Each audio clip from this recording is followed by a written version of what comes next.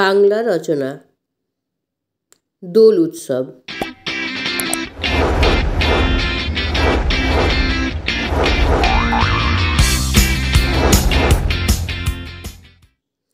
হোলি বা দোল উৎসব। সূচনা। হোলি বা দোল রঙের উৎসব প্রায়ই সারা ভারত জুড়ে পালিত হয়। হিন্দু ক্যালেন্ডার অনুযায়ী প্রতি বছর ফেব্রুয়ারি বা মার্চ মাসের পূর্ণিমাতে ফাল্গুন পূর্ণিমা উপলক্ষে প্রতি বছর হোলির উৎসব অনুষ্ঠিত হয়। এই দিনে মানুষ তাদের সব সমস্যা ভুলে নতুন রঙে এবং নতুনভাবে তাদের সম্পর্ক শক্তিশালী করে তোলে।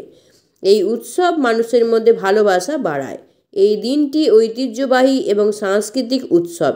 এই উৎসব শুধু হিন্দুদের উৎসব নয়, এই উৎসব সর্বজনীন। হোলি রং এবং প্রেমের উৎসব। প্রতি বছর হিন্দুদের দ্বারা উদযাপন করা একটি বড় উৎসব। এই দিনে প্রেম ও স্নেহের প্রতীক হিসাবে বিবেচনা করা হয়। বিভিন্ন ধর্মস্থান তথা রাম জন্মভূমি, কৃষ্ণ জন্মভূমি এই দিনে বিশেষভাবে পালিত হয়। পরের পয়েন্টটা হলো হোলি উৎসবে সমাজের ভূমিকা। হোলি উৎসব ভারতে প্রতি অঞ্চলে সুখের রং আনে প্রতিটি বাড়িতে। এই উৎসব সুখের রং দেয়, তাই এই উৎসবকে রং উৎসব বলা হয়। যেমন প্রকৃতি তার আলো, বায়ু, জল সমস্ত জীবকে কোনো পার্থক্য ছাড়াই বিতরণ করে, অনুরূপভাবে হোলির রঙগুলি এমন কোনো বৈষম্য ছাড়াই সমস্ত জীবগুলিকে খেলা করে। আবিরের রঙে রঙিন রং সব রঙিন হয়ে যায়। সমাজের সব জীবকুলে এমনকি সমস্ত জাতি, ধর্ম, বর্ণ নির্বিশেষে এই রং সবার মধ্যে ছড়িয়ে পড়ে বন্ধুত্ব বৃদ্ধি করতে। তাই হোলি এক সমতা বৃদ্ধি ও বন্ধুত্ব বৃদ্ধি করার উৎসব। মথুরা এবং বৃন্দাবনে হোলি উৎসব। মথুরা এবং বৃন্দাবন পবিত্র স্থান, যেখানে ভগবান শ্রীকৃষ্ণ জন্মগ্রহণ করেছিলেন। সারা বছর ধরে এই পবিত্র জায়গায় দেশ বিদেশ থেকে পর্যটক ঘুরতে আসে।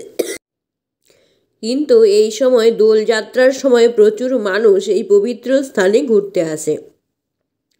মথুরা ও বৃন্দাবনে হোলি উৎসব বিখ্যাত। এই দিন আনন্দের সঙ্গে উদযাপন করা হয়। 7 দিন ধরে এই সময় বিভিন্ন অনুষ্ঠান চলে। রাধাকৃষ্ণকে নিয়ে লীলা খেলার নৃত্য হয়।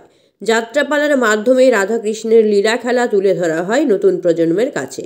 রামায়ণের চরিত্র এই সময় তুলে ধরা হয়। বিভিন্ন প্রকারের খাবার, নিত্য নতুন পোশাক, রং মাখা গোটা শহর কিছুটা অন্যরকম। হাসি খুশিতে কেটে যায় এই 7 দিন।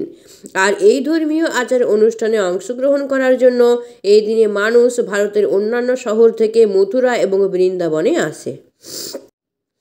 পরের পয়েন্টটা হলো হোলির গুরুত্ব ও হোলির তাৎপর্য। এই উৎসব অনেক অনুষ্ঠানের মাধ্যমে পালন করা হয়। পরিবারের সব সদস্য এবং আত্মীয় একসাথে হোলিকা পুড়িয়ে দেয় এবং হোলি দিবসের পালন করে। এই হোলিকার মৃত্যু এবং প্রতি বছর সেই উপলক্ষে হোলিকা পুরানো হোলির রং খেলার সঙ্গে জড়িত। কেউ কেউ মনে করে যে হিরণ্যকশ্যপ রাজার বোন হোলিকার নাম থেকেই হোলি নাম হয়েছিল। এবার আমরা চলে আসলাম উপসংহার অংশে।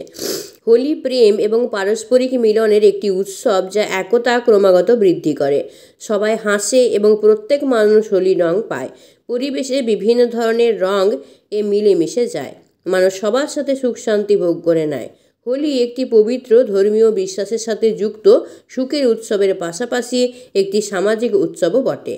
আসুন সবাই একসঙ্গে এই উৎসবের মর্যাদা রাখি এবং আনন্দে এই উৎসব উদযাপন করি। সুখ শান্তি সবাই মিলে ভাগ করে নিই এবং হোলির রঙে সবাই রঙিন হই।